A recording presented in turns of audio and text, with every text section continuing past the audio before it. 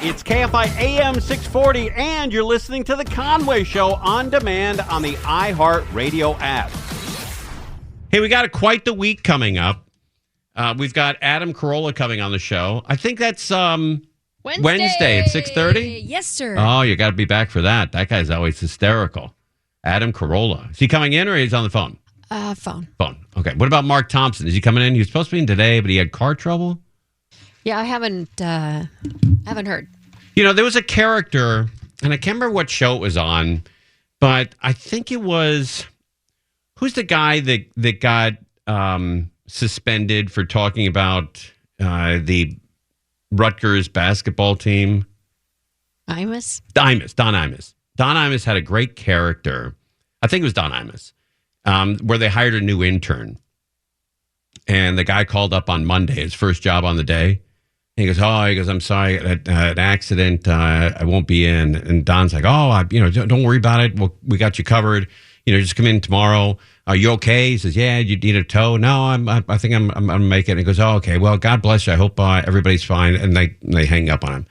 So the next day, the intern calls up and goes, oh, my God. He goes, my mom had a scare last night. We thought she had a heart attack. And Don's like, oh, Christ almighty, what hospital are you in? I'll send flowers. I mean, that's the worst. I can't believe that happened. Is your mom, has she had heart trouble before? No, it's just brand new. We came out of nowhere. Oh, it's horrible. So he takes the day off. Third day, he calls up. He goes, I can't make it. He goes, what's happening? He goes, my dad was in a minor plane crash. And so every single day the kid had, and he was a great character. He had another excuse for not coming in every single day. It was great. And that's not like Mark, but whatever, I'm just, I dug myself a hole there, I guess. What the hell? Let's get that whole train there. Came into the station. But yeah, he's had trouble with his car. Well, he bought an electric car, and sometimes that's what happens with the electric car. What can you do? All right, let's get into what's going on in Mexico. That is a bad deal going on in Mexico. Not good. There's a lot of violence in Mexico. I guess the cartels are now blowing the place up because one of the kingpins in one of the Mexican cartels was assassinated.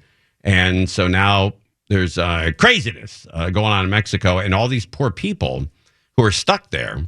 Maybe they took a spring vacation or, just a post-Christmas vacation, and they're stuck in Mexico and they can't get out. A lot of the airports are closed. And it was just Puerto Vallarta where it started, and now it's spread to over 2/3 of Mexico.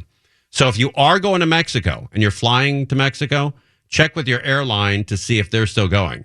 Because I've not confirmed this with anybody, but I think Shannon Farron took off out of LAX to go to Mexico. An hour into the flight turned around and landed back at LAX because of the trouble in Mexico.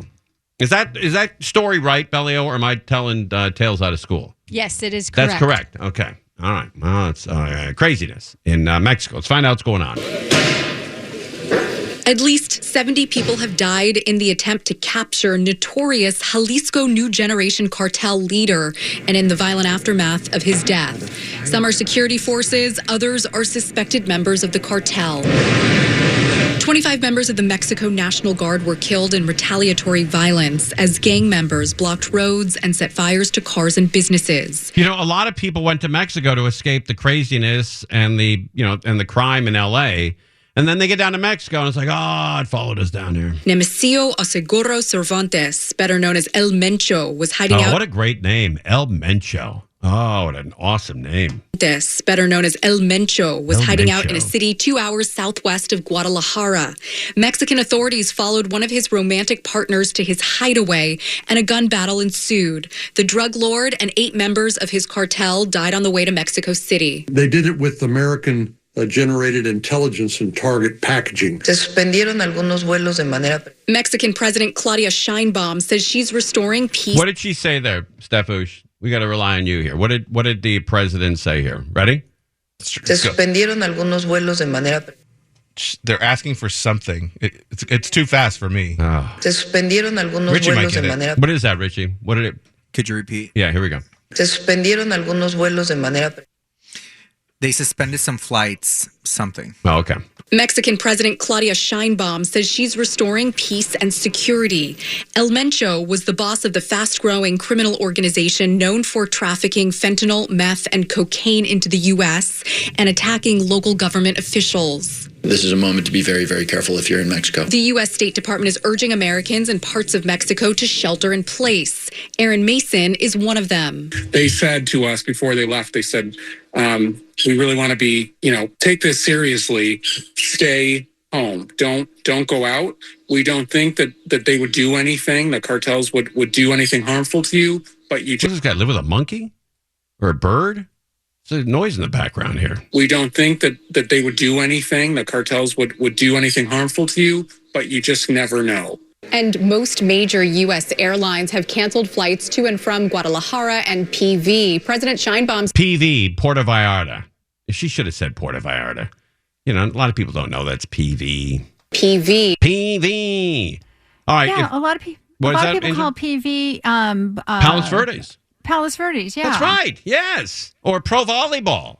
Yeah. So what the hell? Why abbreviate that when it's so serious? All right, here's the airports that are closed. And most major U.S. airlines have canceled flights to and from Guadalajara and PV. Guadalajara and PV. President Sheinbaum says she anticipates those flights will resume by the end of today or at the very latest by tomorrow. Right. Live in the news center, I'm Rachel Menitoff. All right, I have a friend who has a friend. So there's 2 degrees of separation there.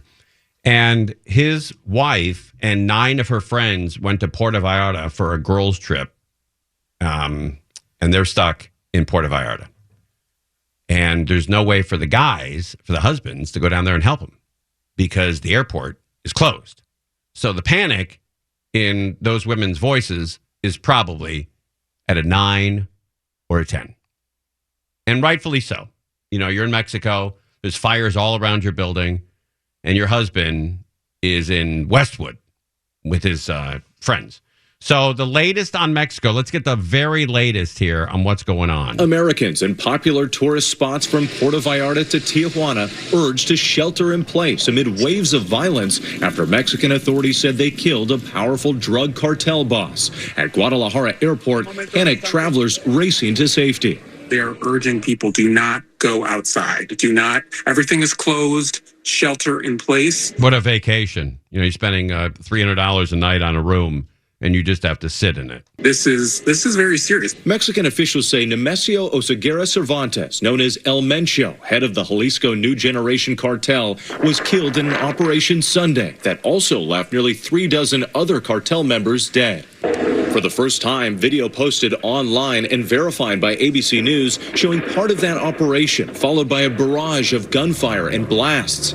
Overnight, the White House saying the U.S. provided intelligence support to the Mexican government and calling El Mencho one of the top traffickers of fentanyl. The cartel responding with violence, turning beach towns into war zones, setting up hundreds of fiery roadblocks. Multiple businesses and vehicles set ablaze. The airport in Puerto Vallarta suspending all flights for a time, passengers evacuating on the tarmac. Today, some operations returning to normal. The State Department says they've been in contact with hundreds of Americans in Mexico. Despite the widespread damage, the situation appears to be improving, but they're urging U.S. citizens to call their 24-hour hotline if they're unable to leave the country. Wow. All right, it is dangerous. You remember when it wasn't so dangerous, when we just had Ted Kennedy singing about Jalisco, Jalisco. Remember that audio we used to play here all the time? Jalisco, Jalisco, Jalisco. Tu tienes tu nombre, mi Guadalajara. Muchacha bonita, la perla es más rara, en todo Jalisco es mi Guadalajara. Good old days.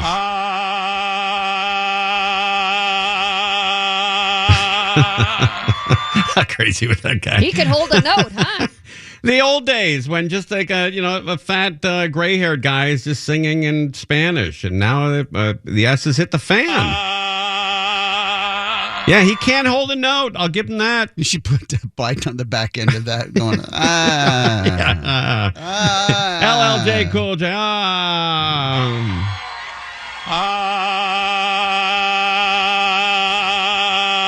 Bang.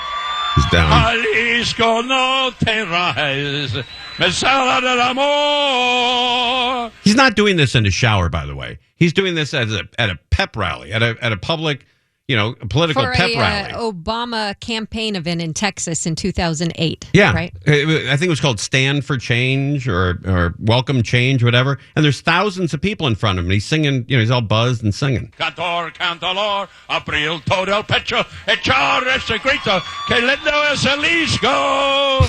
Palabra. So great. Oh, no.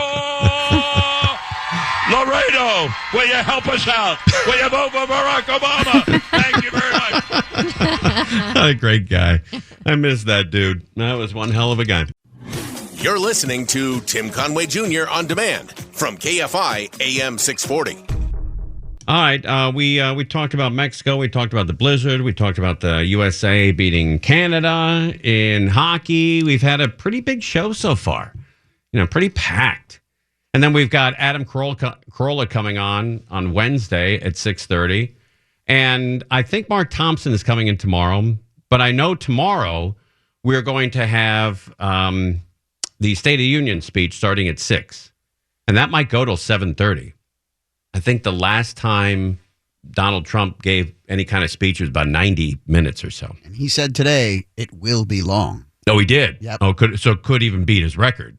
Good. I think it was 99 minutes. He said, we got a lot of stuff to talk about. I guess so. All right. So we'll be carrying that live tomorrow at 6 p.m. All right. If you're a Dodgers fan, there's a new documentary coming out that sounds interesting, sounds good. And Dodgers are cranking up. They're in Arizona right now at the Cactus League. And you can go down there and look at them and get very close to the players. It's a cool deal. But a new documentary coming out. Let's find out a little more about it. For you Dodger fans, there's hundreds of thousands, if not millions, of Dodger fans that live in Southern California and around the world. You may want to check this thing out. And speaking of the Dodgers, a new documentary, Homecoming, the Tokyo series, is highlighting baseball's global impact. It's in select theaters tonight and tomorrow. The film shines a light on the Dodgers' Japanese stars, Shohei Ohtani, Yoshinobu Yamamoto, Roki Sasaki as they face off against the Cubs' own Japanese sensations, Shota Imanaga and Seiya Suzuki. In the film, we build up to the games. Ideally, the people you've met along the way give you a greater understanding and appreciation for what it means for them to step back out on that field. Seeing these players who have left Japan and are now playing at the peak in Major League Baseball, them returning home feels that same way of them representing them on the world stage.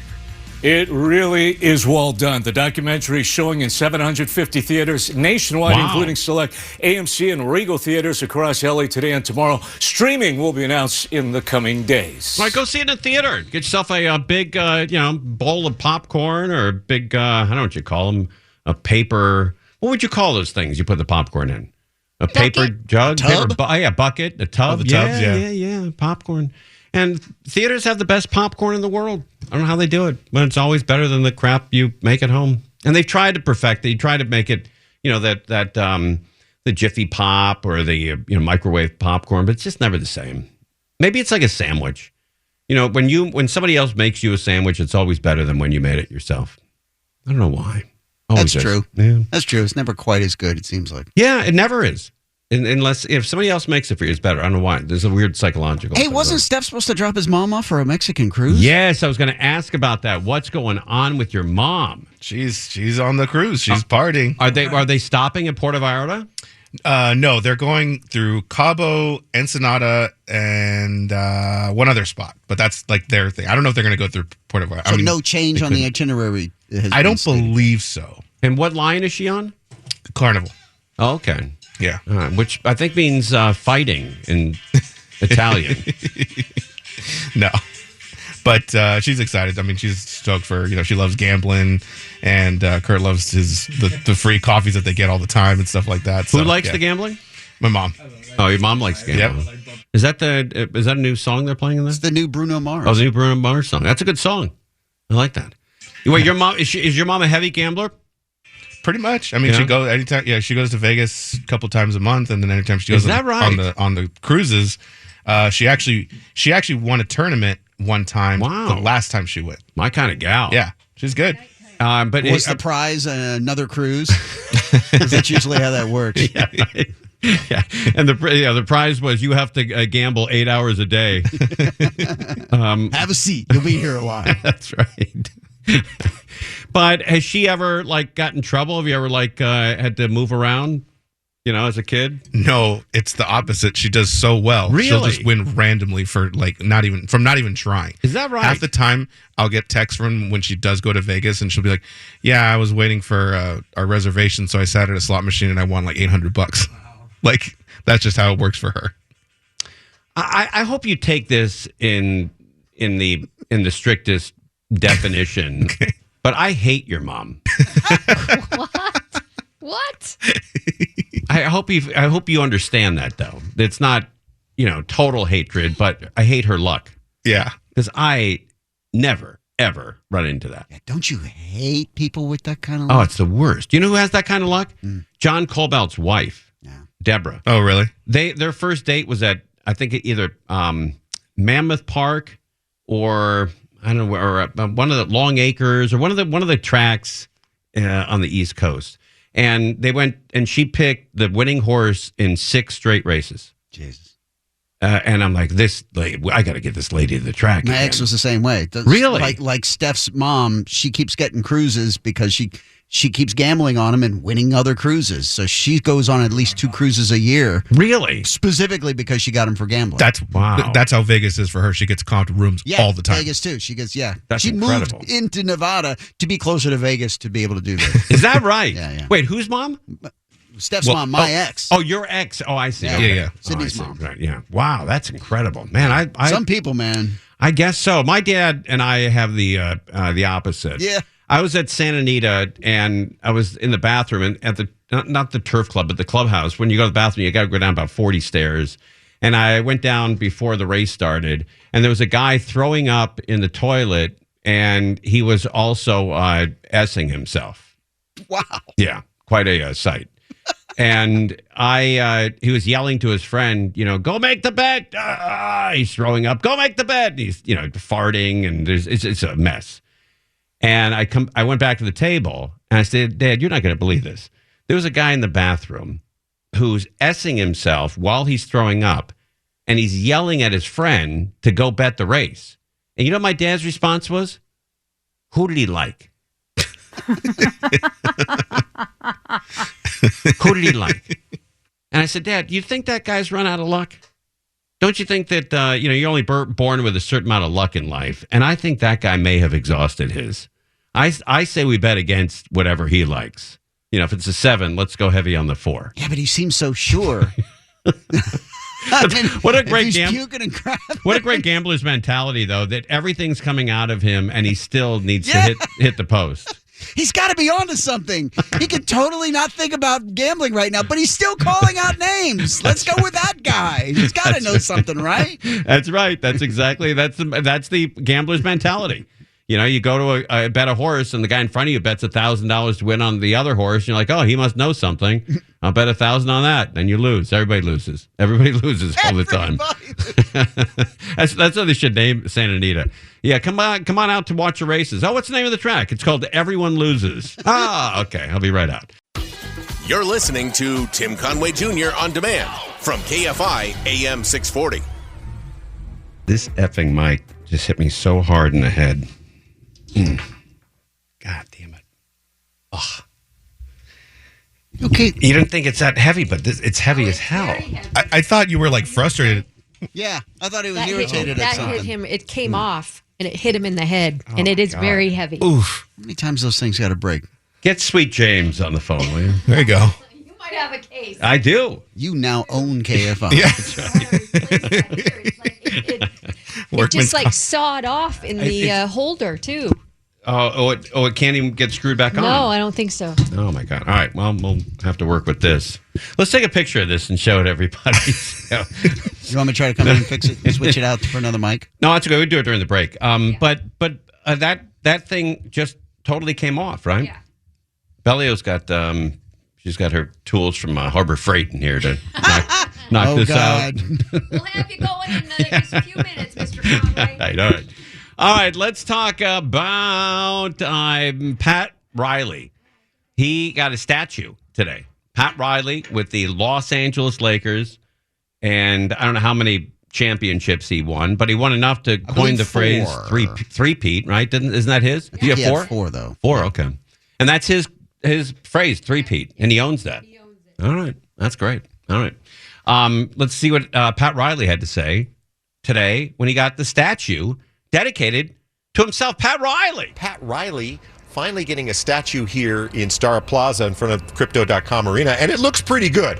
I like this statue better than some of the other ones because it actually looks like Pat Riley to me, with his hair slicked back. He's wearing one of his Armani suits that he used to wear. Yeah, this statue could have gone sideways a million different ways and not look like Pat Riley, because Pat Riley had a bunch of different looks, and I think they got close on the statue that he used. By the way, Bellio, you're a big Laker person. You used to work for Lakers.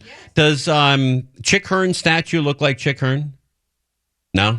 Not really, huh? Okay. That he used to wear. I mean, he was a natty dresser. Oh, you want to see a statue that looks nothing like the celebrity?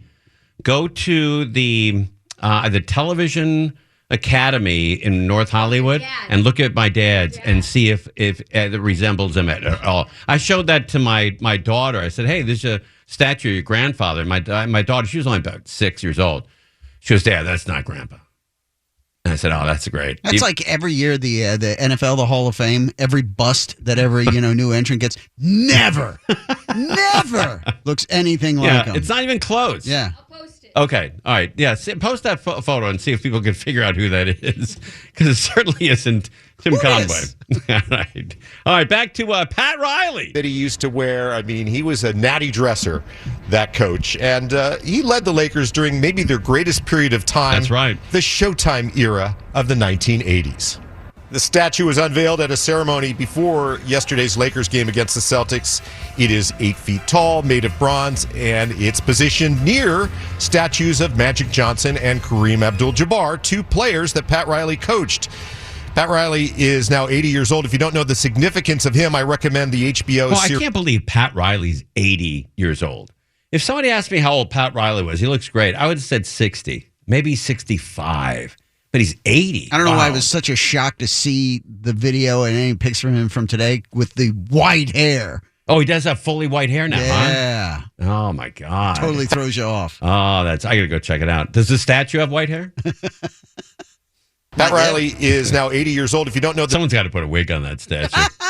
That's classic. Pat Riley is now 80 years old. If you don't know the significance of him, I recommend the HBO series Winning Time. Riley played 5 seasons for the Lakers. I don't know about that. I don't know if that's the best representation of Pat Riley.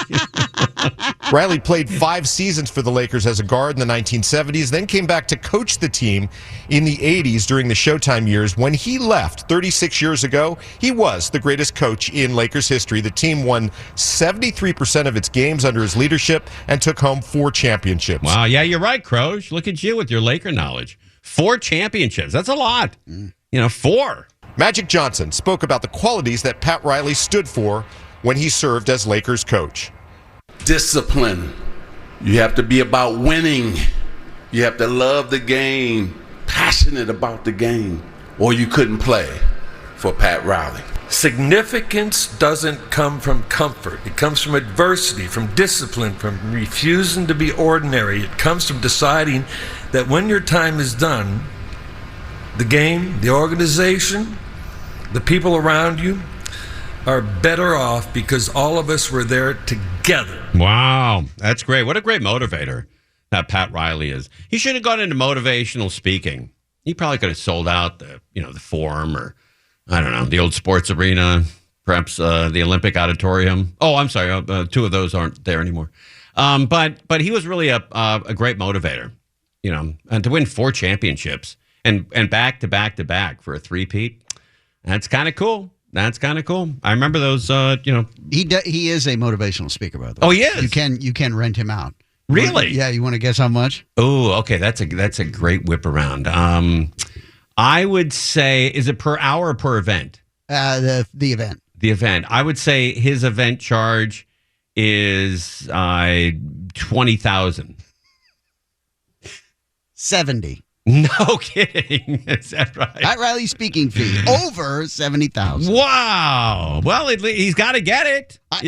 Otherwise, that number wouldn't be there. Yeah, but look, if you were, if you have a convention for Ford and you've got, like 4,000 people there, and you invite Pat Riley, that's got to pay off. And those guys going back to the assembly line are kicking ass. Always fascinated by those appearance fees. My Jennifer and I were doing our Claremont walk through the town on Saturday night. We ended up in a like an industrial section almost, where there was some offices and things, and we heard this DJ playing. And we're like, we got to go see what's going on there. And it was like a sports card trading store. Okay. And they were doing a big event. And I walked over to the guy and said, "Who's here?" And this was in Claremont, mind you. Right. Oral Hershiser and Eric Gagne. And I was like, that would explain the line going out the door. Wow. Yeah. And Oral Hershiser still drags him in. And I'm wondering, how much did those guys get to come to Claremont? I bet they got money per signature. Yeah, that sort of thing. Well, I'm sure they probably got a flat, and then they probably got a little cut of, anybody who got anything specific. Because usually those are like tiered signatures.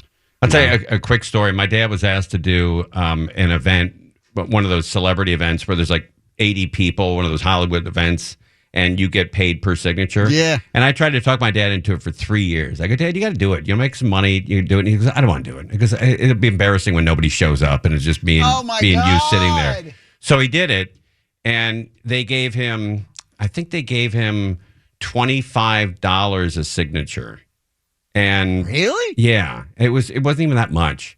And he was signing all this stuff, and at the end they gave him a check. No, I'm sorry. They gave him a check at the end for $25,000. He'd signed 1,000 pieces of memorabilia. How long was he there? A couple hours? About 2.5, 3 hours, yeah. And what did he feel about it afterwards? Well, he felt guilty afterwards. He gave the check. He gave the check to charity right in front of me. And I'm like, Dad, I drove you down here. I don't get past you. Yeah, I don't get anything. I was like 20, and I said I don't get a taste at all. He goes, No, this is the found money like this. He goes, it's right to go to people who need. I'm like, I said, Dad, that's how you end up broke at the end.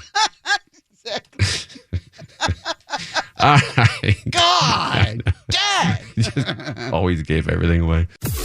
You're listening to Tim Conway Jr. on demand from KFI AM 640. We've got Mark Thompson coming in tomorrow. We've got the State of the Union tomorrow.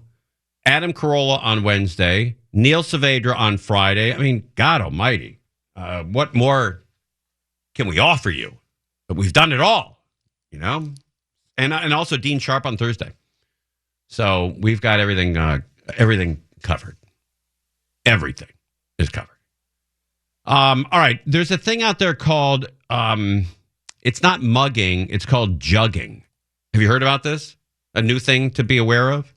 When you mug somebody, you may steal their watch or whatever loose change they have on them. But a mug is not very big. A jug is something that's bigger. And that's where it gets its name from. These are people that are following you out of a bank after you make a huge withdrawal, $7, $8, $9, $50,000, $75,000 in cash. And they either are notified by somebody who saw you do it, or they saw you do it themselves, and then they follow you to a gas station or home, and they take all of your money from you. And you've got to be aware of this. The days of going to an ATM and just casually taking money out or a bank are over. These are dangerous crimes. Burbank Police Lieutenant Derek Green is referring to a spate of robberies that have plagued Southern California and most other major metropolitan areas in recent months called bank jugging. Bank jugging is what's going on. Bank jugging. This crime is when usually a group of people follow unsuspecting victims to a bank and wait for them to withdraw a large amount of cash. Now, this was big about maybe 8, 9, 10 years ago. And there were a lot of stories on it. And then it sort of went away for a while, but I think it's coming back. And then what they do is once that victim leaves the bank, they follow them to their intended destination. The name may sound new, but this type of organized robbery is not. You usually have somebody driving a vehicle.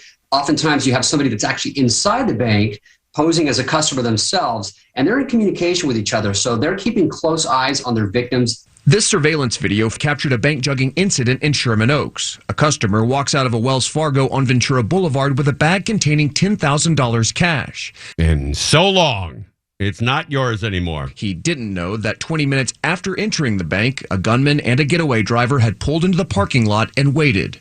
Once outside with the bag in hand, one of the suspects confronts the victim at gunpoint. The victim throws the bag of money before the gunman scoops it up and takes off. Police say they're seeing an increase in these types of incidents, as well as follow home robberies in general this holiday season. Yeah, this story's a little old, but you got to be careful out there. You know, the crime is everywhere.